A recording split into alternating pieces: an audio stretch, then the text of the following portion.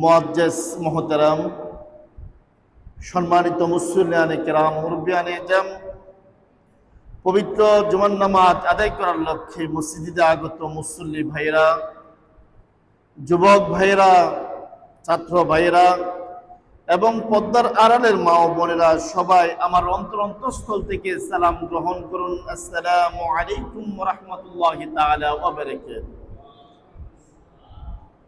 মহান আল্লাহ রাব্বুল আলামিনের দরবারে লাখো কোটি শুকরিয়া আদায় করতেছি যে মহান আল্লাহ রাব্বুল আলামিন জিলকদের প্রথম জুমায় আল্লাহর ঘর মসজিদে এসে আল্লাহকে সিজদা দেওয়ার তৌফিক দান করেছেন। সকলে জবান খুলে বলি আলহামদুলিল্লাহ।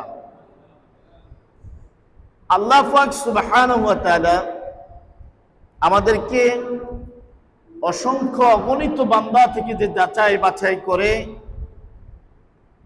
যে আল্লাহ পাক আমাদেরকে সুস্থ শরীরে আল্লাহর ঘর মসজিদে এসে আল্লাহকে সিজদা দেওয়ার তৌফিক দান করেছেন। আবার জবান করে বলি আলহামদুলিল্লাহ। আমাদের এই বয়সে অনেক মানুষ আছে যারা হাসপাতাল, ক্লিনিক, মেডিকেল ঘরে অবস্থায় বসে আছে, ঘর থেকে বের হতে পারে না। অনেকের পা নাই, হাত নাই, চক্ষু নাই, উঠে দাঁড়াতে পারে না। কিন্তু আমার আল্লাহ যে আমাকে আপনাকে মায়া করে, দয়া করে, মেহেরবানি করে যে মসজিদে এসে আল্লাহকে সিজদা দেওয়ার তৌফিক দান করেছেন। আবার জবান করে বলি আলহামদুলিল্লাহ।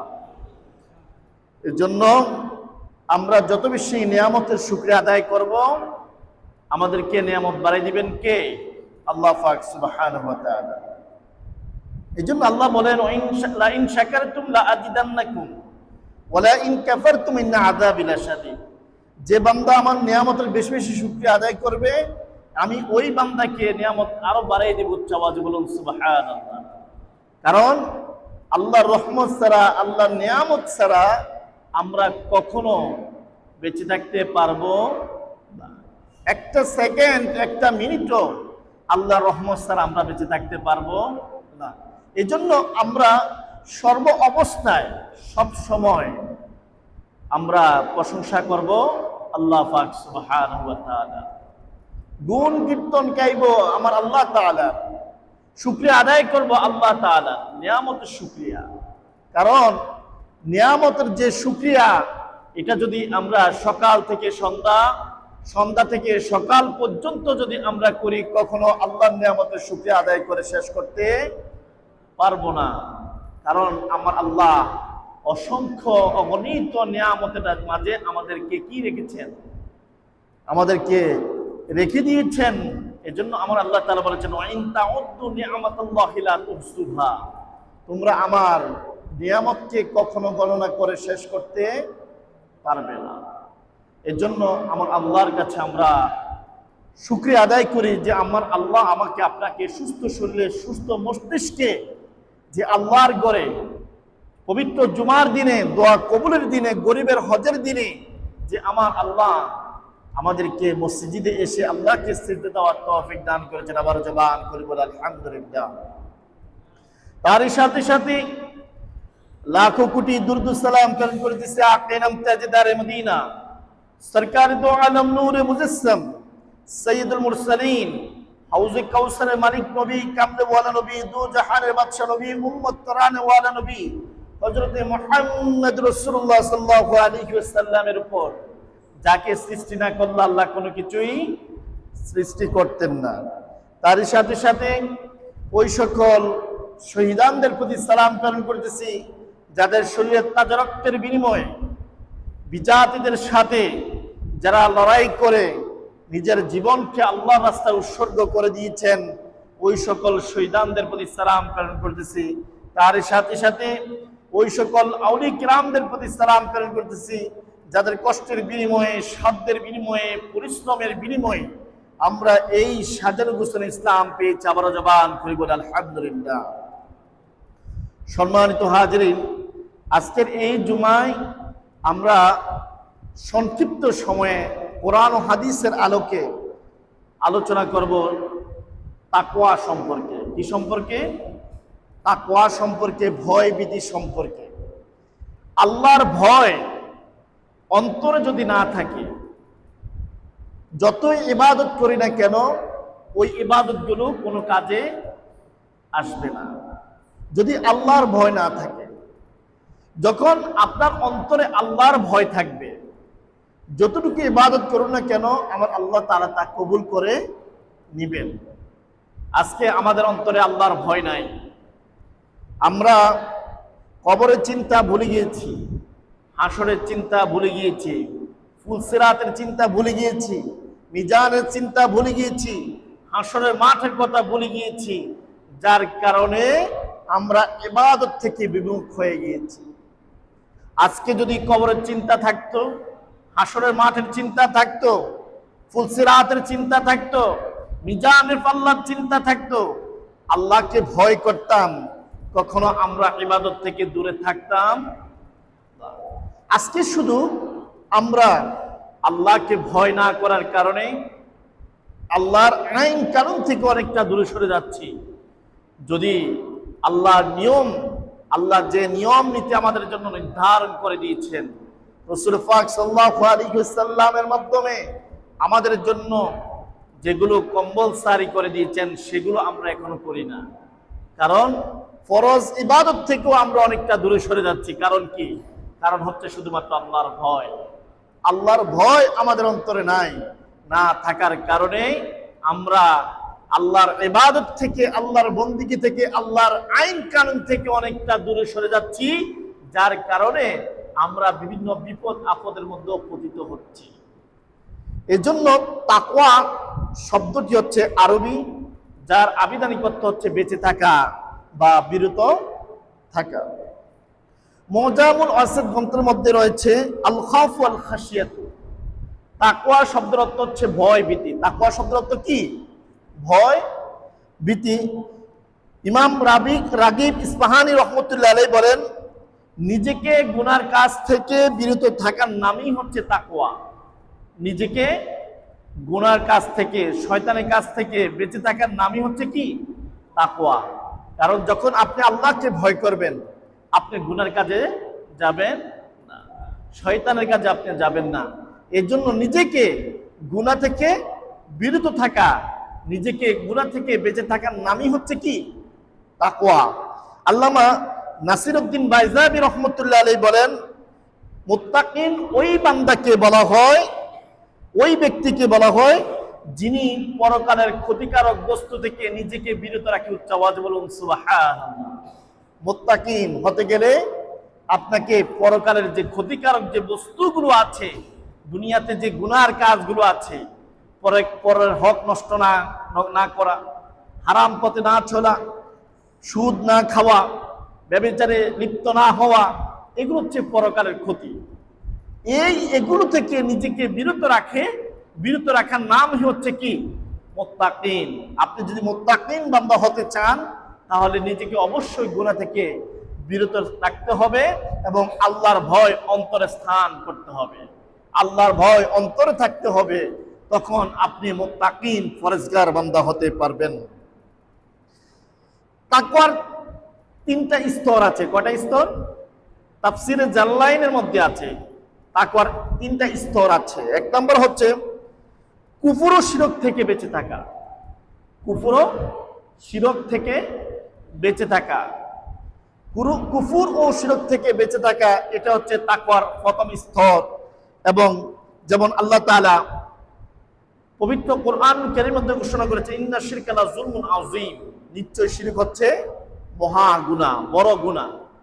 সুতরাং শিরক থেকে, কুফর থেকে নিজেকে বিরত রাখা, এটা হচ্ছে তাকওয়ার প্রথম স্তর। দুই নম্বর, আল্লাহ তার রাসূলের অপছন্দনীয় যাবতীয় কাজ থেকে বিরত থাকা। যেমন মা আতাকুম রাসূলু ফাখুযুহু ওয়া মা নাহাকুম আনহু ফান্তাহু। আল্লাহ তাআলা বলেন, আমার রাসূল তোমাদেরকে যা কিছু দিয়েছে তোমরা তা গ্রহণ করো, যা থেকে বিরত থাকতে বলেছেন তোমরা তা থেকে বিরত থাকো। রাসূল পাক সাল্লাল্লাহু আলাইহি ওয়াসাল্লাম আমাদেরকে দেখিয়ে দিয়েছেন কোনটা হালাল পথ, কোনটা হারাম পথ, কোনটা আল্লাহর জান্নাতের পথ, কোনটা জাহান্নামের পথ, কোনটা শয়তানের পথ, কোনটা ভালো পথ। এগুলো আমার রাসূল আমাদেরকে শিখিয়ে দিয়েছেন কোরআন ও সুন্নাহর মাধ্যমে। এখন আমরা জানি, জানার পরও কিন্তু আল্লাহ তার রাসূল যে জিনিসটাকে অপছন্দ করেন সেটা আমরা বেশি করতে যাই, ঠিক কিনা? আমরা জানি আল্লাহ তার রাসূল সুদকে হারাম করে দিয়েছেন, সুদের কাজ কারবারে আমরা লিপ্ত হতে যাই। আমরা জানি অপরের হক খাওয়া সেটা গুনার কাজ, এটা আল্লাহ তার রাসূল অপছন্দ করেন, সে কাজটা আমরা করতে যাই। আমরা জানি অন্যকে ওজন কম দেওয়া সেটা গুনার কাজ, সে কাজটা আমরা জানি, কিন্তু তারপরও সেটা আমরা করতে যাই। আমরা জানি অন্যায়ভাবে মানুষকে হত্যা করা সেটা হচ্ছে বড় গুনার কাজ, সেটাও আমরা জানি, জানার পরও সেটা করতে যাই। আমরা জানি কোনো ভাইয়ের সাথে মিথ্যা কথা বলা এটা মহাপাপ, তারপর জানার পরও সেটা আমরা করতে যাই। এটা কিন্তু তাকওয়া অর্জন কখনো করতে পারবেন না যখন আল্লাহ তার রাসূল যেটাকে অপছন্দ করে দিয়েছেন, যেটা থেকে নিষেধ করেছেন, আমরা যদি সেটা করতে যাই, আল্লাহ তার রাসূলকে কখনো সন্তুষ্টি করা যাবে না, তাকওয়া অর্জন করতে পারবেন না। তাকওয়া অর্জন তখনই করতে পারবো যখন আমরা আল্লাহ তার রাসূলের কথা, আল্লাহ তার রাসূলের পথে, আল্লাহ তার রাসূলের মতে আমরা চলতে পারবো। এজন্য আমরা ওই পথে চলবো যে পথটাকে আমার রাসূল পছন্দ করেছেন। আমার আল্লাহ যে পথে চলার নির্দেশ দিয়েছেন, ওই পথটাকে যখন আমরা পছন্দ করব, তখনই আমরা মুত্তাকিন বান্দা হতে পারবো, অন্যথায় মুত্তাকিন হওয়ার কোনো সুযোগ নাই। 3 নম্বর হচ্ছে অন্তরকে আল্লাহ ব্যতীত সবকিছু থেকে বাঁচিয়ে রাখা। শুধুমাত্র অন্তরের মধ্যে আল্লাহ তার রাসূলের প্রেম ছাড়া অন্য কিছুকে স্থান না দেওয়া, এটা আমাদের পক্ষে কখনো সম্ভব হবে? এটা একমাত্র আল্লাহর ওলি যারা আছে, নবী রাসূল যারা আছে, তারাই পারতেন, যে তাদের অন্তরের মধ্যে আল্লাহ স্থান ব্যতীত অন্য কারো স্থান তাদের অন্তরে ছিল না। এবং আল্লাহর খাস ওলি যারা আল্লাহর খাস মুখলেস ওলি বন্ধু, তাদের অন্তরের মধ্যে আল্লাহ ছাড়া অন্য কাউকে স্থান তারা দেয় না। এই 3 নম্বর স্তর যেটা, এটা শুধুমাত্র নবী এবং আল্লাহর ওলিদের দ্বারা সম্ভব, এটা সর্বসাধারণ জনের কখনো সম্ভব হবে। তাকওয়ার যে প্রয়োজনীয়তা, আমার আল্লাহ তাআলা পবিত্র কোরআনের অধিকাংশ জায়গায় শুধু তাকওয়ার কথা বলেছেন। কেন বলেছেন? বলেছেন ইত্তাকুল্লাহ, তোমরা আল্লাহকে ভয় করো। কাকে ভয় করো? আল্লাহকে ভয় করো। ওই আল্লাহকে ভয় করো যিনি তোমাকে পৃথিবীতে সৃষ্টি করে দিয়েছেন, যিনি তোমাকে অনেক সুন্দর করে পৃথিবীতে পাঠিয়েছেন, যিনি তোমাকে খাওয়াচ্ছেন, যিনি তোমাকে দেখাচ্ছেন, যিনি তোমার উত্তম অভিভাবক, যিনি তোমাকে সুন্দর করে এই পৃথিবীর অবলোকন করার জন্য তোমাকে সৃষ্টি করে পাঠিয়ে দিয়েছেন, যিনি তোমাকে পাঠিয়েছেন তার ইবাদত করার জন্য, ওই আল্লাহকে তোমরা মানো, ওই আল্লাহকে ভয় করো। প্রত্যেকটা স্টেপ, প্রত্যেকটা পদক্ষেপে তোমরা যদি আল্লাহকে ভয় করো, আমার আল্লাহর রহমত তোমার উপর অবতারিত থাকবে, আল্লাহর রহমত তোমার উপরে আসবে। যখন তুমি আল্লাহকে ভয় করবা না, আল্লাহর আইন কানুন তুমি পছন্দ করবা না, আল্লাহর আইন কানুন তুমি মানবা না, তখন দেখবা তোমার ইহকাল পরকালে কোনো শান্তি পাবে। পুঙ্খানুপুঙ্খানুভাবে তোমাকে সেই হিসাবগুলো তোমাকে উপস্থাপন করতে হবে। এজন্য তোমরা আল্লাহকে ভয় করো। এজন্য আল্লাহ তাআলা পবিত্র কোরআনুল কারীমের মধ্যে ঘোষণা করেছেন, ইয়া আইয়ুহাল্লাযীনা আমানুত্তাকুল্লাহ হাক্কা তুকাতিহি, হে ঈমানদারগণ। তাদেরকে সম্বোধন করে বললেন ঈমানদারদেরকে, যারা আল্লাহ তার রাসূলের প্রতি, পরকালের প্রতি বিশ্বাস স্থাপন করেছে, ঈমান এনেছে, তার কিতাবের প্রতি ঈমান আনয়ন করেছে, ফেরেশতাদের প্রতি ঈমান আনয়ন করেছেন, তাদেরকে লক্ষ্য করে ঈমানদারদেরকে বলেন, হে ঈমানদারগণ ইত্তাকুল্লাহ, তোমরা আল্লাহকে ভয় করো। কাকে ভয় করো? আল্লাহকে ভয় করো। হাক্কা তুকাতিহি, কেমন ভয়? ভয় করার মতো তোমরা ভয় করো। কিছু করলাম, কিছুক্ষণ করলাম না, সেটা আল্লাহর ভয় হলো। সুবিধা মতো করলাম, অসুবিধা মতো করলাম না, সেটা আল্লাহর ভয় হলো। মসজিদে আসলাম, আল্লাহকে ভয় করলাম, মসজিদ থেকে বের হয়ে চুরি করলাম, সেটা তো আল্লাহর ভয় না। কি বলেন? কিছু জায়গায় ভয় করলাম, আবার কিছু জায়গায় ভয় করলাম না, সেটা আল্লাহর ভয় হলো না। সর্ব অবস্থায়, সর্বক্ষেত্রে, সব সময় আমরা অলওয়েজ টাইম আল্লাহকে ভয় করতে হবে, যিনি আমাকে দুনিয়াতে পাঠিয়েছেন, যিনি আমার মনিব, যিনি আমার সৃষ্টিকর্তা, যার কাছে আবার ফিরে যেতে হবে। ওই আল্লাহকে ভয় করে কাজগুলো করলে আমার আল্লাহ খুশি হয়ে যাবে, এবং যতটুকু ইবাদত করো না কেন আমার আল্লাহ তা কবুল করে নেবে। উচ্চ আওয়াজে বলুন সুবহানাল্লাহ। এই জন্য আল্লাহ রাব্বুল আলামিন বলেন, ইয়া আইয়ুহাল্লাযীনা আমানু তাকুল্লাহা হাক্কা তুকাতিহি, হে ঈমানদারগণ তোমরা আল্লাহকে ভয় করো। ভয় করার মতো কিছু সময় ভয় করলা, কিছুক্ষণ ভয় করলা না, সেটার নাম তাকওয়াবান হতে পারবে না, তোমরা মুত্তাকিন হতে পারবে না। মুত্তাকিন যদি তোমরা হতে চাও, সব সময় প্রত্যেকটা কাজে কাজে আল্লাহকে ভয় করতে হবে। উচ্চ আওয়াজে বলুন সুবহানাল্লাহ। আমি যখন ব্যবসার ক্ষেত্রে যাব আল্লাহকে ভয় করব, রাজনীতি ক্ষেত্রে যাব আল্লাহকে ভয় করব, পারিবারিক চালানোর ক্ষেত্রে যাব আল্লাহকে ভয় করব, ইবাদত করতে যাব আল্লাহকে ভয় করতে যাব, যখন কাউকে ওজন মেপে দিতে যাব আল্লাহকে ভয় করব, যখন রাত্রে ইবাদত করতে যাব আল্লাহকে ভয় করে করব। দেখবেন প্রত্যেকটা ইবাদত আল্লাহকে ভয় করে করলে এটা আমার আল্লাহর কাছে কবুল হয়ে যাবে। উচ্চ আওয়াজে বলুন সুবহানাল্লাহ। আল্লাহ রাব্বুল আলামিন বলেন, ইয়া আইয়ুহাল্লাযীনা আমানু তাকুল্লাহা ওয়াবতাগু ইলাইহিল ওয়াসিলা, হে ঈমানদারগণ তোমরা আল্লাহকে ভয় করো এবং ওসিলা তালাশ করো। উচ্চ আওয়াজে বলুন সুবহানাল্লাহ। তোমরা ওসিলা তালাশ করো আল্লাহকে পাওয়ার জন্য, নামাজ পড়ো আল্লাহকে পাওয়ার জন্য, যাকাত দাও আল্লাহকে পাওয়ার জন্য, সাদকা করো আল্লাহকে পাওয়ার জন্য, অন্য মুসলমানকে ভালোবাসো আল্লাহকে পাওয়ার জন্য, রাস্তা দিয়ে হাঁটার সময় অন্যজনকে সালাম দাও আল্লাহকে খুশি করার জন্য, ওজন দেওয়ার সময় ঠিক করে ওজনটা দিয়ে দাও আল্লাহকে পাওয়ার জন্য, প্রত্যেকটা নিঃশ্বাস তুমি ধারণ করো আল্লাহকে পাওয়ার জন্য। যতদিন পর্যন্ত এই পৃথিবীতে বাঁচি আল্লাহকে রাজি করার জন্য তুমি তোমার জীবনকে সাজিয়ে নাও। যদি তুমি তোমার জীবনকে সুন্দর করে সাজিয়ে নিতে পারো, আমার আল্লাহ রাব্বুল আলামিনের রহমত তোমার উপর বর্ষিত থাকবে। উচ্চ আওয়াজে বলুন সুবহানাল্লাহ। এই জন্য আল্লাহ বলেন, কুল ইন্না সলাতি ওয়া নুসুকি ওয়া মাহইয়ায়া ওয়া মামাতি লিল্লাহি রাব্বিল আলামিন। নবী আপনি বলেন, নিশ্চয় আমার নামাজ, আমার কুরবানি, আমার জীবন, আমার মৃত্যু একমাত্র আল্লাহ রাব্বুল আলামিনের জন্য। কার জন্য? আল্লাহ রাব্বুল আলামিনের জন্য। আমার নামাজ পড়তে হবে কার জন্য? আল্লাহর জন্য। রোজা রাখতে হবে আল্লাহর জন্য, যাকাত দিতে হবে আল্লাহর জন্য, ভালো কাজগুলো করতে হবে আল্লাহর জন্য। আমার জীবন সুন্দর করে সাজাতে হবে আল্লাহ পাকের সন্তুষ্টির জন্য, আমার মৃত্যুটা হতে হবে আল্লাহর খুশির জন্য। সমস্ত কিছু যদি আল্লাহর জন্য করে দেই, কোরবান করে দিলে আপনি ইমানদার, আপনি মুত্তাকিন হতে পারবেন, আপনি ঈমান নিয়ে কবর যেতে পারবেন, আপনার কবরটাকে আমার আল্লাহ আলোকিত করে দিব। উচ্চ আওয়াজে বলুন সুবহানাল্লাহ। কেমন আলোকিত করবেন? দুনিয়ার থেকে 70,000 গুণ বেশি, এবং জান্নাতের খুশবু, জান্নাতের নাজ নিয়ামত কবর থেকে আপনি ভোগ করতে পারবেন। দুলহার মতো ঘুমাতে পারবেন। কিয়ামত চলে আসবে, ঘুমাতে ঘুমাতে আপনার শান্তি আর শান্তি আসবে। আর যখন আল্লাহকে ভয় না পেয়ে দুনিয়ার মধ্যে অহংকার তাকাব্বুরি করে আল্লাহ তার রাসূলের পথে না হেঁটে, আল্লাহ তার রাসূলের পথে দেখানো পথে না চলে যদি আপনি আপনার মন গড়া শয়তানের পথে চলেন, দুনিয়াতেও লাঞ্ছিত, আখিরাতেও লাঞ্ছিত হয়ে যাবে। কোন ইবাদত আমার আল্লাহর কাছে কবুল হবে না।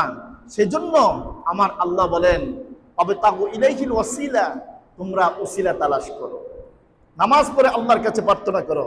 আল্লাহ তাআলা বলেছেন, ওয়াস্তাঈনু বিস-সাবরি ওয়াস-সালাহ, তোমরা নামাজ এবং ধৈর্য এবং নামাজের মধ্যে তোমরা আমার কাছে প্রার্থনা করো, তোমরা ধৈর্য ধারণ করো। যখন কোনো বিপদ আসবে তোমরা কি করো? ধৈর্য ধারণ করো। যখন কোনো আপদ আসবে তোমরা ধৈর্য ধারণ করো। তোমরা যখন ধৈর্য ধারণ করে আমার কাছে খুশি হয়ে, আমার কাছে ক্রন্দন করে চোখের পানি ছেড়ে আমার কাছে চাইবা, তখন আমি আল্লাহ অনেক খুশি হয়ে যাই। কারণ দেওয়ার মালিক তো আমি আল্লাহ। দেওয়ার মালিক কে? আল্লাহ। এজন্য তুমি বান্দা, তুমি যখন বিপদ আসবে, আপদ আসবে, মুসিবতের মধ্যে পড়বে, তখন তুমি ধৈর্য ধারণ করো, আমার কাছে চাও।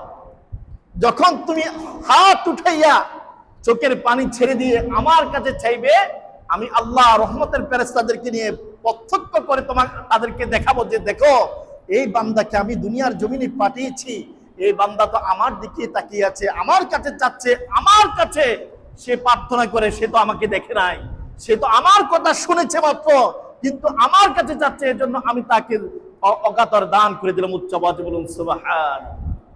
এজন্য আমরা আল্লাহর কাছে চাইতে হবে। কার কাছে? আল্লাহর কাছে চাইতে হবে। আল্লাহর কাছে চাইতে হবে রসুলের উসিলা করে, নামাজের উসিলা করে, রোজার উসিলা করে, ভালো কাজগুলোর উসিলা করে, ইবাদতের উসিলা করে। কারণ আমাদের জবান নাপাক। আমরা সকাল থেকে ঘুম থেকে উঠে শুরু করে দেই মিথ্যা কথা বলা, ঘুম থেকে উঠে গীবত করা শুরু করে দেই, ঘুম থেকে উঠে মানুষের সাথে চগলখড়ি করা শুরু করে দেই, ঘুম থেকে উঠেই হারাম খাওয়া শুরু করে দেই, ঘুম থেকে উঠে আমাদের এই জবানটাকে যে জন্য আল্লাহ সৃষ্টি করেছেন সেই কাজে না লাগাইয়া অন্য কাজের মধ্যে, খারাপ কাজের মধ্যে আমরা লিপ্ত করে দেই। এর জন্য আমাদের জবান কবুল হতেও পারে, নাও হতে পারে। এজন্য আমরা উসিলা তালাশ করি। কিসের? এজন্য আল্লাহ তাআলা বলেছে ওবে তাকু, তোমরা অন্বেষণ করো, তোমরা চাও, তোমরা তালাশ করো, ইলাইহিল উসিলা, উসিলা তালাশ করো, উসিলা দিয়ে আমার আল্লাহর কাছে চাও। এজন্য আল্লাহর ওলিদের দরবারে আমরা গিয়ে চাই যে আল্লাহর ওলিদের উসিলা আল্লাহ তুমি আমাদেরকে কবুল করে নাও, তোমার মকবুল বান্দার উসিলা আমাদেরকে কবুল করে নাও, এই পবিত্র নামাজের জুমার নামাজের উসিলা আমাদের দোয়া কবুল করে নাও, হজের উসিলা আমাদের দোয়া কবুল করে নাও, সিয়ামের উসিলা আমাদের দোয়া কবুল করে নাও, যাকাতের উসিলা আমাদের দোয়া কবুল করে নাও, সদকার উসিলা আমাদের দোয়া কবুল করে নাও। কেন? কারণ এগুলো হচ্ছে আল্লাহর পক্ষ থেকে আমাদের জন্য নিয়ামত।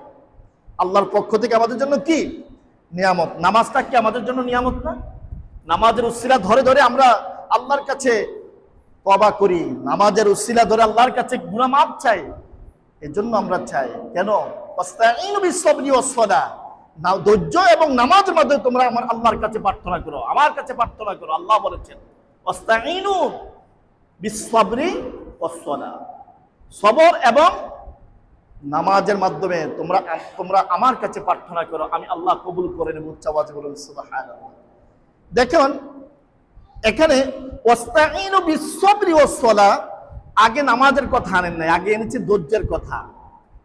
ধৈর্যটা এমন একটা নিয়ামত, এটা সবাই ধারণ করার ক্ষমতা রাখে না, তবে যারা রাখে তারা কিন্তু পুরস্কৃত হয়ে যায়। ধৈর্যের মধ্যে অনেক নিয়ামত আছে। আমি নামাজ পড়ি, আমার কাছে অনেক বিপদ আসে, আমি নামাজ পড়ি, আমার কাছে অনেক বিপদ চলে আসে, আমি যাকাত দেই, হজ করি, সমস্ত ভালো কাজগুলো করি, কিন্তু বিপদ আমাকে ছেড়ে দেন না, বিপদ সব সময় আমার কাছে থাকে। কিন্তু না, আপনি এটাও শুকরিয়া আদায় করবেন যে আমার আল্লাহ আমাকে নামাজ পড়ার সুযোগ দিচ্ছে। যত বিপদ আসুক না কেন, আমার আল্লাহ আমাকে বিপদ দিয়েছে, বিপদ থেকে উদ্ধার করবেন একমাত্র আল্লাহ। ওই ধরনের ধৈর্যটা আপনাকে রাখতে হবে। কারণ ধৈর্যের যে রেজাল্ট, যে ফলাফল, এটা অনেক সুন্দর, অনেক ভালো। এর জন্য ধৈর্য ধারণ করতে হবে, কখনো ধৈর্য হারা হওয়া যাবে না। সব সময় আল্লাহর কাছে চাইতে হবে রসুলের উসিলা করে, এবং বেশি বেশি দুরূদ শরীফ পড়ে যদি আমরা আল্লাহর কাছে তওবা করি, প্রার্থনা করি, আমার আল্লাহ কবুল করে বলুন সুবহানাল্লাহ। আর বেশি বেশি নামাজ পড়বেন। যখন কোনো বিপদ আসবে, আপদ আসবে, সোজা নামাজের মধ্যে দাঁড়িয়ে যাবেন, যে নামাজ পড়ে আল্লাহর কাছে যাবেন, চোখের পানিগুলো ছেড়ে দিবেন, নামাজের উসিলা আমার আল্লাহ তাআলা কবুল করে বলুন সুবহানাল্লাহ। এজন্য আল্লাহ রাব্বুল আলামিন আরো বলেন, ইয়া আইয়ুহাল্লাযীনা আমানু তাকুল্লাহা ওয়া কুনু মা'আস সাদিকিন। আল্লাহ তাআলা বলেন, হে ঈমানদারগণ, তোমরা আল্লাহকে ভয় করো। কাকে? আল্লাহকে ভয় করো। ওয়া কুনু মা'আস সাদিকিন, এবং যারা সত্যবাদী তাদের অন্তর্ভুক্ত হয়ে যাও। উচ্চ আওয়াজে বলুন সুবহানাল্লাহ। যারা নেককার, যারা পরেজগার, যারা মুত্তাকিন ছিল, তাদের অন্তর্ভুক্ত তোমরা হয়ে যাও এবং সত্যবাদীকে অনুকরণ করো। তখন তোমরা আল্লাহর নিয়ামত তোমরা পেয়ে যাবে। উচ্চ আওয়াজে বলুন সুবহানাল্লাহ। আল্লাহ তাআলা বলেন, ইয়া আইয়ুহাল্লাযীনা আমানু তাকুল্লাহা ওয়া কুলু কাওলান সাদীদা। হে ঈমানদারগণ, তোমরা আল্লাহকে ভয় করো এবং সমাজের মধ্যে যে সঠিক কথাগুলো আছে সেগুলো তোমরা বলে যাও।